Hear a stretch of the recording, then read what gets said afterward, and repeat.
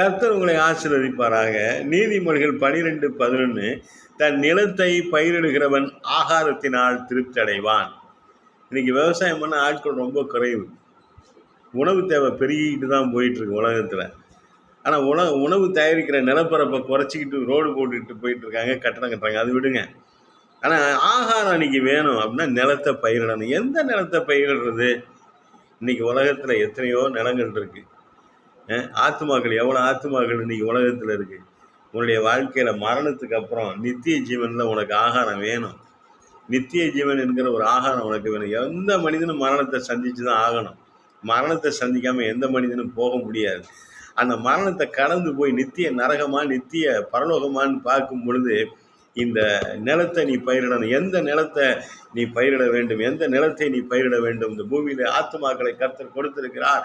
இந்த ஆத்துமாக்களிலே இயேசு கிறிஸ்து என்கிற சத்தியத்தை நீ சொல்லி அந்த ஆத்துமாக்களை அறுவடை செய்ய வேண்டும். பரலோகத்தில் உனக்கு ஆகாரம் உண்டாயிருக்கும். பரலோகத்திலே உனக்கு மேன்மை உண்டாயிருக்கும். இந்த இயேசு கிறிஸ்துவை அறிந்து கொண்டு இருக்கிற நாம் இயேசு கிறிஸ்துவை சொல்லணும்.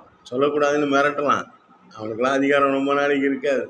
ரொம்ப சீக்கிரம் இந்த அதிகாரம்லாம் போயிடும். இந்த ஆளுமையெல்லாம் மாறிடும். எத்தனையோ நம்ம பார்த்துட்டு இருந்திருக்கோம். யோர்தானை கடந்து வந்தவங்க இந்த சின்ன கூவத்துக்கெல்லாம் நம்ம பயப்படக்கூடாது. இயேசுவே மெய்யான தேவன், இயேசு கிறிஸ்துவே சத்தியம், அவரே வழியும் ஜீவனும் என்று சொல்லி பிரசங்கிக்கிற மக்களாய் புறப்பட்டு செல்லணும், பயிரிடணும். இந்த பூமியில் இந்த நிலத்தை நீங்கள் பயிரிட்டு இங்கே இருக்கிற ஆத்துமாக்கள் இயேசு கிறிஸ்துவின் சத்தியத்தை சொல்லி அவர்களை சீசராக்க வேண்டும். உங்களுக்கு ஆகாரத்தை கர்த்தர் கட்டளையிடுவார். நித்திய ஜீவனை கொடுப்பார். ஆகாய மண்டலத்தில் நட்சத்திரங்களா நீங்க பிரகாசிப்பீங்க. உங்களுக்கு வைத்திருக்கிற ஆசீர்வாதத்தை சாத்தான் எடுக்க முடியாது.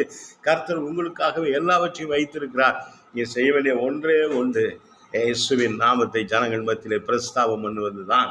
இயேசு கிறிஸ்துவே தெய்வம் என்று அறிக்கை செய்கிற நாவுகள் உங்கள் வாழ்க்கையில செயலோட ஆரம்பிக்கும் என்று சொன்னால் உங்களை கர்த்தர் கனப்படுத்துவார், மகிமைப்படுத்துவார். எல்லா விதமான நன்மைகளினாலே உங்கள் வாசஸ்தலத்தை கர்த்தர் ஆசீர்வதிக்கவே ஆசீர்வதிப்பார்.